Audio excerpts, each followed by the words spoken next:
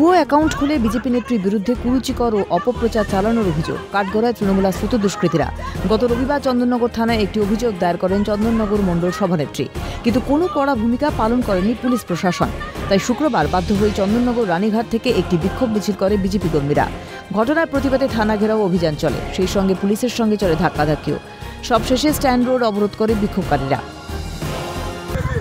তৃণমূলের যে বিধায়ক আছে তার পক্ষ থেকেই এটা করা হচ্ছে, যে বিজেপির মহিলাদের এইভাবে বাজে বাজে কথা বলা, যাতে আগামী দিন বিজেপির কোনো মহিলা না বেরোতে পারে, না সংগঠন করতে পারে। এটা পুরোপুরি চাল। তবে আমরা আজকে থানার সামনে বিক্ষোভ করেছি।